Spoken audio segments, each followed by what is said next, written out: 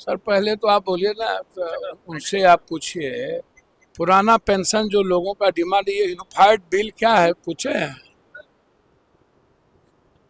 कौन percentage dust होगा, कितना काम करेगा, जितना काम करेगा। पुराना पेंशन कुछ और है। पुराने पेंशन पर न सवाल है भाई, कर्मचारी। अच्छा, ये पुराने कर्मचारी से लेके सबका सवाल है।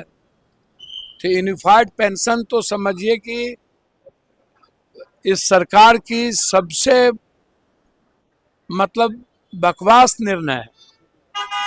यह कर्मचारी को मजदूर बनाने वाला निर्णय है। बिल्कुल कृपा आप करेंगे, मतलब सारे बेईमानी शैतानी को ढकने के लिए आपने हर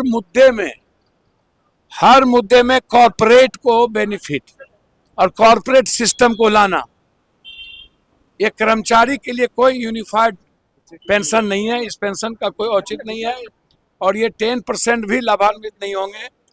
ये बिल्कुल हर तरह का कानून ही इनका बिल्कुल इस देश में आम आदमी के हित में नहीं होता। ये कर्मचारी विरोधी तो सब दिन से है। नौकरी पेशा ही अब ये खत्म कर दिए हैं। तो पुराना कर्मचारी की बात तो इन्होंने की नहीं। अग्निवीर आप उठा के देख लीजिए, तो नौकरी पेशा वाले, अच्छा बैंकिंग की बहाली होती नहीं है, रेलवे की बहाली होती नहीं है, न्यू नौकरी कोई है नहीं। तो ये जो यूनिफाइड पेंशन है, तो अपने फायदा के लिए इन्होंने ले आया। नौकरी अब होनी नहीं है, किसी को रोजगार मिलना नहीं है। अब प्राइवेट नौकरी की बात आप कर रहे हैं। पुराना पेंशन कुछ और था और अब अभी निजी प्राइवेट पेंशन में भी जो अब बात हो रही है, तो ये प्राइवेट पेंशन, प्राइवेट जो रोजगार की बात कर रहे हैं, किसकी बात कर रहे हैं? कौन है उसमें? प्राइवेट रोजगार में किसके यहाँ मिलेगा? आप उठा के देखिए ना, कॉर्पोरेट के यहाँ है ना। तो यूनिफाइड पेंशन बकवास है, इसका कोई मतलब नहीं। मनोज तिवारी ने कहा है कि राहुल गांधी को मेंटल हेल्थ इलाज की जरूरत है, चेकअप की जरूरत है। किसको? राहुल गांधी। मनोज तिवारी ने कुत्ता हाथी चले बाजार, कुत्ता भूखे हजार। आकाश पर थूक फेंकिएगा तो मुंह पे ही ना पड़ेगा। अब कोई काम ही नहीं है इन लोग के पास।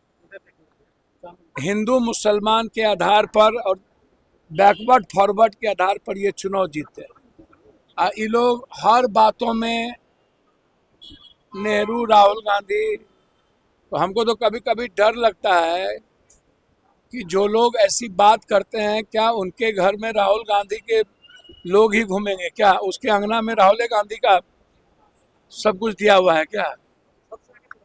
राहुल गांधी जी को किसकी जरूरत है, किसकी जरूरत नहीं है? राहुल गांधी जी सक्षम है अपना इलाज कराने के लिए, ठीक है ना। इलाज उन लोगों की जरूरत है जो राहुल गांधी से डरते हैं, जो राहुल गांधी की सच्चाई का खौफ है जिसके भीतर। और हम नेक सलाह देंगे, राहुल गांधी या नेहरू परिवार को गरियाने से बेहतर है 10 साल में और तीसरे बार जनता जो आपको मौका दी है, उसमें आप विशेष राज्य विशेष पैकेज के लिए लड़िए। बिहारी हैं आप, उठाइए विशेष पैकेज विशेष राज्य देने के लिए। ST SC बिल पर जो आज EBC OBC पर जो हमला है, लेटरल एग्जामिनेशन को लेके, सारे OBC और EBC के बच्चों को जो मारने की तैयारी है, उसकी चर्चा करिए।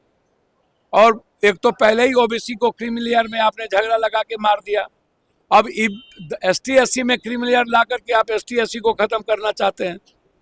तो आप जो लगातार आदिवासी, दलित, EBC OBC के बच्चों और जीनियस बच्चों को की जिंदगी पर लेटरल एग्जामिनेशन को लेके खत्म करना और अध्यादेश नहीं ला रहे। 67% जो आरक्षण इस सदन ने लाया था, नीतीश कुमार जी एंड गवर्नमेंट, तो हम जानना चाहेंगे उस पर अध्यादेश क्यों नहीं आया। और जाति जनगणना नीतीश कुमार जी भी थे, तो जाति जनगणना में जब नीतीश कुमार जी खुद ही करवाए, तो इलाज की जरूरत पहले बीजेपी वालों की है कि नीतीश कुमार के साथ सरकार बनाए हुए। महबूबा मुफ्ती के साथ पहले ही लव मैरिज कर चुके थे।